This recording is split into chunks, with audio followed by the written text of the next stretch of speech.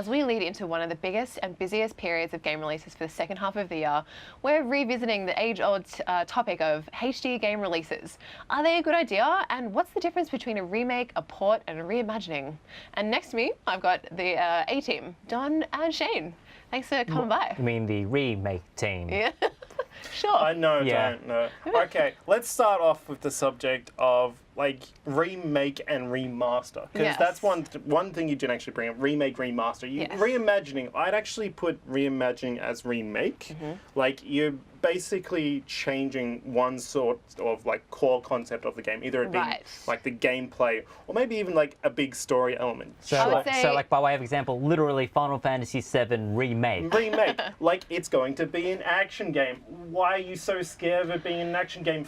7 fans. Don't start that yet. So we're bringing this up because at E3 this year there was a lot of like announcements and discussions about games coming out in 2019 and beyond that are set in the same world. There's a lot of famous titles that have been out for a really long time. So things like Beyond Good and Evil, Cyberpunk 2077, and other things like that. And like Spyro and Crash has just come out. So it's a conversation that's in the forefront of like a lot of forums all the time. And are they a good idea? And if not, why not? So See, there are sort of two frames of mind here in terms of like whether you go for the mere remake or remaster or the port, or you go for the full remake here. Like, because the whole point of these remakes, remasters, ports, whatever, is, well, aside from making money, is to give a new generation of gamers a chance to experience games like Spyro, like Crash Bandicoot, Correct. like the million Street Fighter and Final Fantasy VII remixes. But then you get to that spirit of, do you try to bring the game to the modern day in its original form to preserve that? That's right. Or do you try to make the quality of life improvements that are oh so needed, especially for those older games? But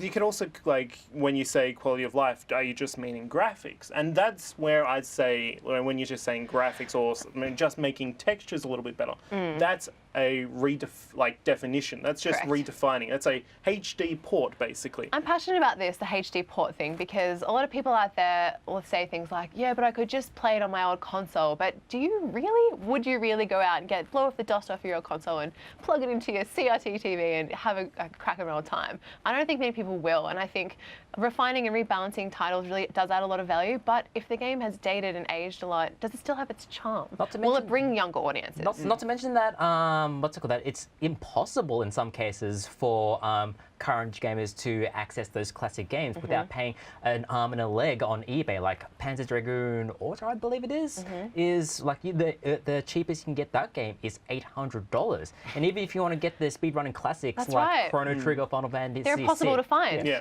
And when Well, you do, they're like exponentially expensive. Yeah, actually, well, Chrono Trigger is actually easy to find nowadays, but you have to Good. make do with the PC port. But if Okay. you want to play the original SNES version, those things are Yeah. harder to find. The funny thing about that game is the PC ports actually had a few good adjustments come to it, but it still just feels slightly different than the old port.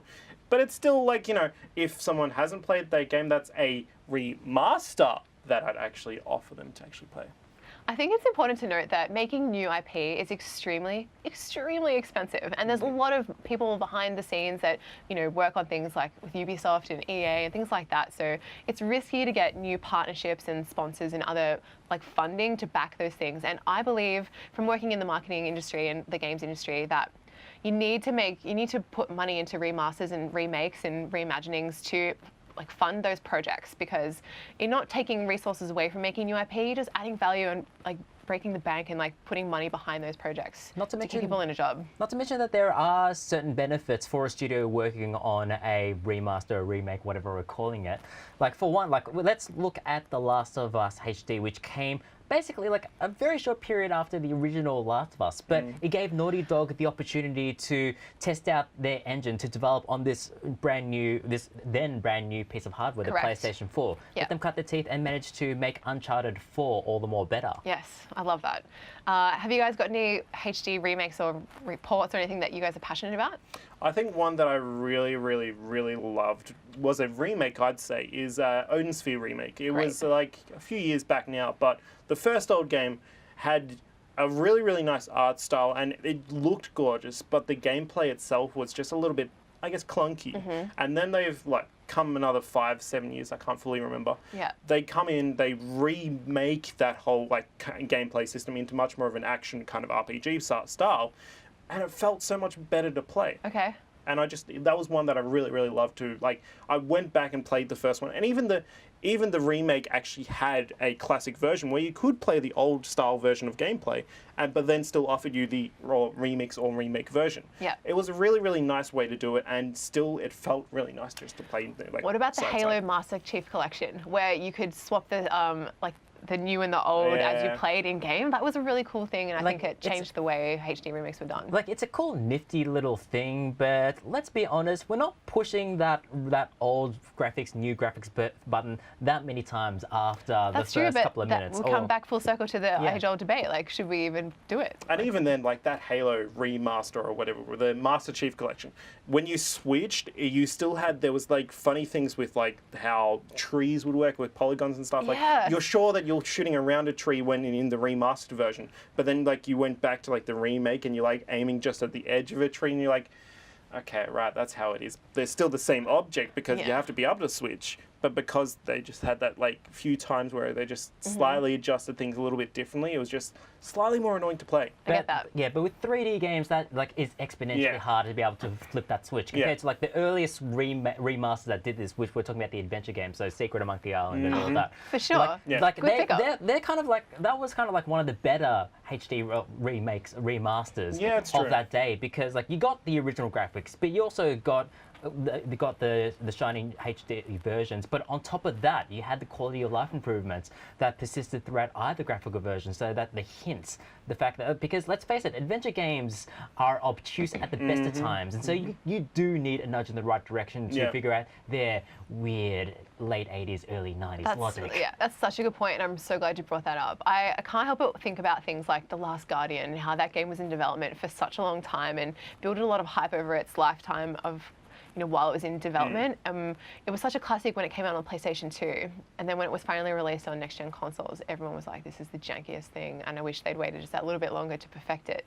And having that remake is something that I think put a sour taste in a lot of people's mouths. Yeah. I think the one thing we should also bring up now, I think, is should we be, I guess, against remasters? Because I think remasters is a funny thing in the sense that sometimes porting across a game can actually just be a little bit pointless. Like, let's go with your, Last of Us. There was not that much. It was what, 6 months or something between the remastered edition or something. It was maybe That's a good point, yeah. like, when it's that short of a time frame. When it's that short of a time frame, sure, it's still jumping from PS3 to PS4, and there was a bit of a graphical like change.